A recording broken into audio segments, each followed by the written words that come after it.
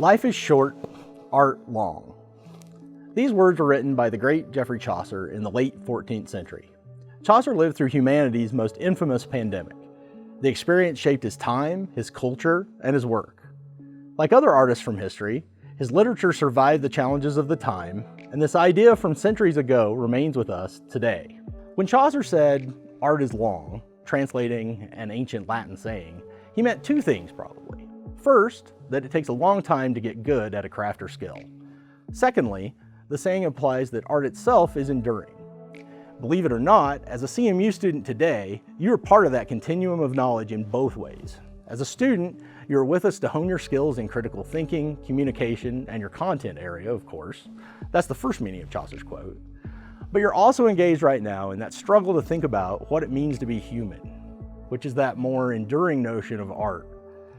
Whatever your major or your thoughts about medieval poetry, it's our shared experience in these times, our humanity, that keeps us together. And yes, I am including at least some Netflix programming as art in my definition. If there's a silver lining to the current situation, however slight, we continue the march towards knowledge, and when the pandemic passes, we have honed essential skills such as resilience, critical thinking, communication, and teamwork in ways we never imagined possible just a few weeks ago. This month, a team of nearly 1,000 faculty and staff members are working to adapt, refine, and rebuild the ways they support you.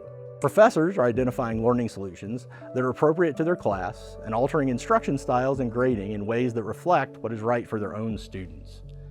As a lifelong teacher, I know that individual contact is an important part of the relationship between faculty and students at CMU.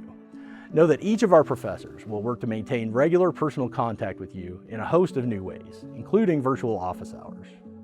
For many, the current pandemic news might give us the sense that time is standing still, but assuredly it's not. Don't forget that registration for summer and fall courses opens this week.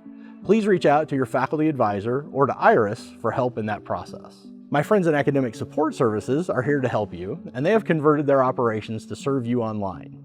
See the new Virtual Resources website to connect with the library, tutoring, writing center, educational access services, and more. Like the faculty, our support staff in these areas have augmented the ways they can help you succeed. Expect to see communication from them in the coming weeks. For those who are planning a showcase project, we are excited about the new virtual opportunities, and Dr. Aparna Palmer will be talking with you soon about how that will work. Now, I'm a medievalist, and earlier I quoted Chaucer's thoughts from the Middle Ages.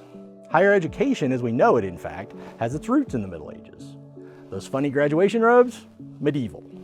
So naturally, there's no way that we are going to forego celebrating your graduation. As President Foster announced, we are creating both a virtual commencement ceremony in May, as well as a live, more traditional ceremony in August. As an English professor, I can't help but leave you with a quote from Shakespeare, another great author whose life was shaped by pandemic. "Sweet are the uses of adversity, which like the toad, ugly and venomous, wears yet a precious jewel in his head." Let's use education as the jewel in our heads that arms us against life's greatest challenges as we move forward. Thank you.